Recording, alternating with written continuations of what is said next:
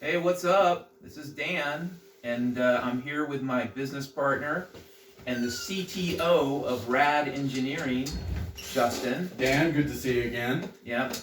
And we're talking about FIFL, not HODL. We're not talking crypto bullshit because that's going to lead you down the primrose path. We're talking about free internet for life. FIFL, free internet, forever, for everyone, everywhere. And it's not a scam. It's not magic. It's the way it could have been. Like if we went back to the 70s, better yet, if you went back to the beginning of the internet, which was really about DARPA, the deep state, the military, there were choices people made, and they directed us down a particular road. If you ask me, Steve Jobs, Bill Gates, the more I research this, whether it's Google or whatever, these were not accidental things. These people were chosen to do a particular task, to keep you in a digital ghetto.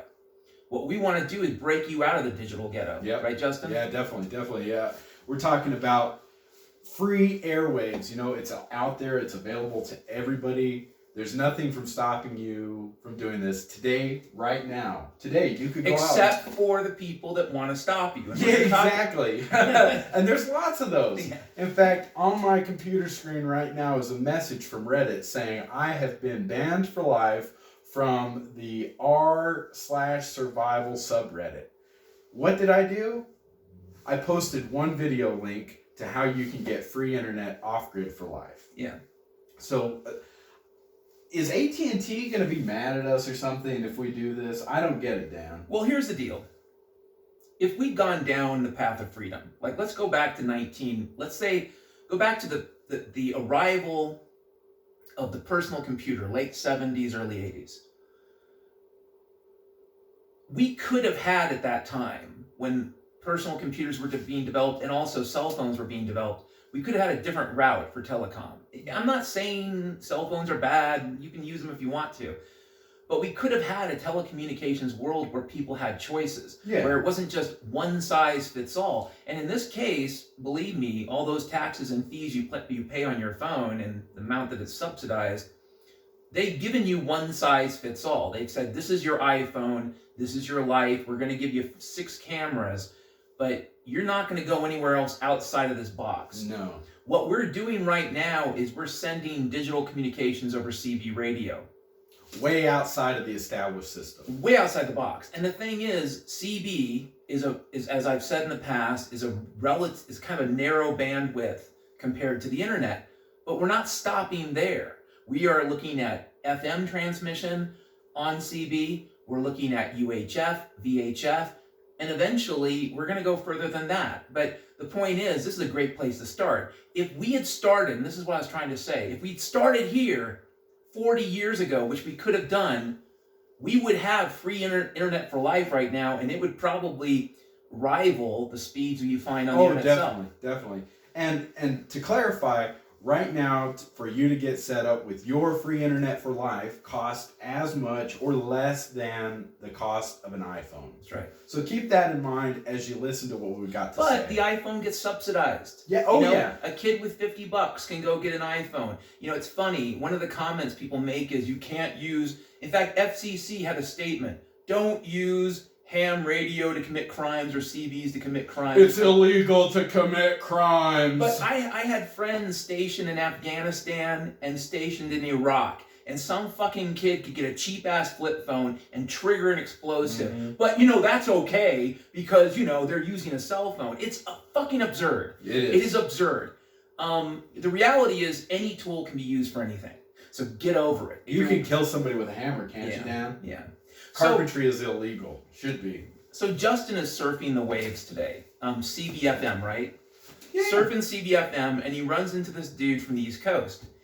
And the conversation starts out clear, and it's obvious they understand each other. And then Justin starts pitching Rad Engineering, radengineering.tech, and Free Internet for Life and digital radio. And all of a sudden, this dude, it's like a switch went off in his head. And it was like, well, I had a stroke, so I really didn't understand the rest of it. And it's almost like, okay, you had a stroke during that conversation, but yet you're still talking. No, it was absurd. It was ridiculous. And we've run into this many times. Brick wall after brick wall after brick wall.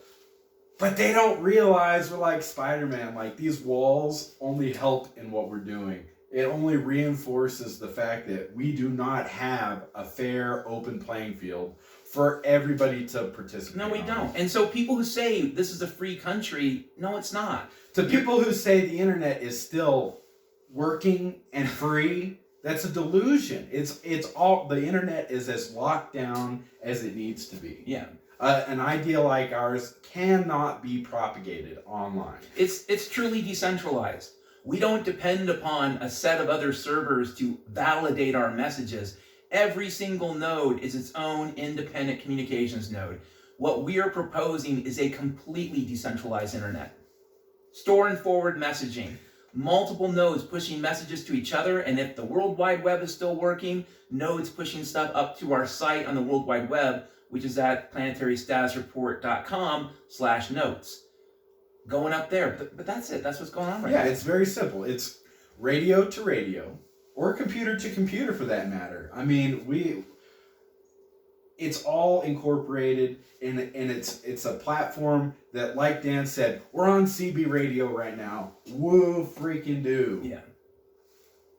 What are we talking about, Dan? Quantum entanglement? That's down the road. Down the road, and that's really down the road for Rad Engineering, and this sounds crazy. I remember reading an article from Scientific American back in the early 90s. And IBM at the time was claiming that they were teleporting boron atoms across a lab. And when I read the article, I said, this sounds stupid. Because in the context of like Star Trek teleportation, something like this would never be feasible.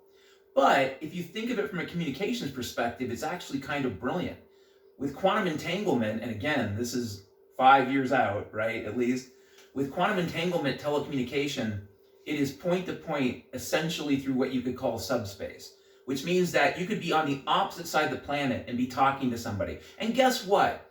I bet IBM figured out how to do this, and they sat on it. And why did they sit on it? Because that kind of technology, like what we're talking about, would be liberating. Truly peer-to-peer, no infrastructure. Now, get this, just to remind you, 1990 was 32 years ago. Fucking years ago.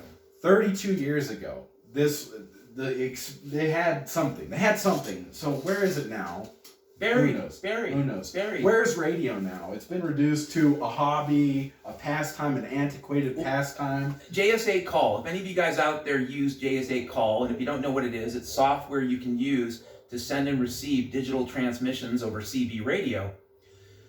JS8 Call, has been around for a couple of years. And so you'd say, where's the documentation of the API? Well, you know where it is? I'm building it. Yeah. It's not done yet. A lot of work to do because we're like starting a business. So we got other things going on. But slowly but surely, we're building the documentation for something that makes JS8 Call useful.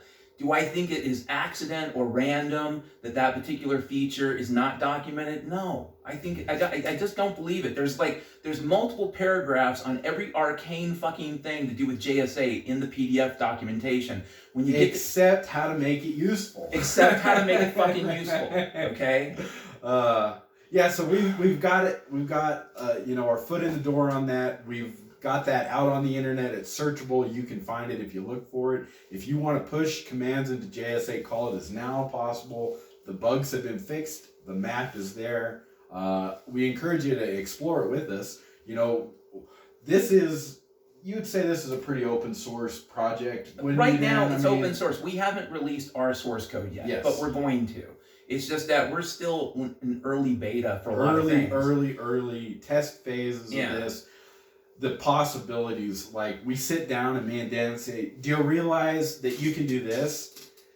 Oh, do you realize that means you can do this? And it's snowballing, Dan. Yeah. It's like we're basically in 1990 talking about all the things that we'll be able to do on the internet. And I mean, when you think about it, I know we got to wrap this up because we don't want these videos to go too long.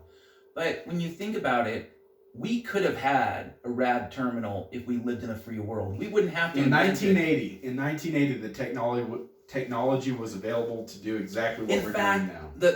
The capability of like a Commodore 64, a TRS-80, an IBM PC. Think about what they were capable in 1980. That would have perfectly matched CB. Mm-hmm. Think about it. The CB bandwidth that we can push through digitally would have matched what that Commodore 64 is capable of. Yep. So they could have sold it, and I'm sorry, they could have sold it to kids back then, and kids would have loved it. They would have bought it. If you think this is about capitalism, you're full of shit. You live in a neo-Stalinist hellhole, and the reason why we don't have it is because you live in a neo-Stalinist They don't hellhole. want us to have it. No. And I think let's wrap it up there, Dan. All right. Thanks so much for watching. We'll catch you next time.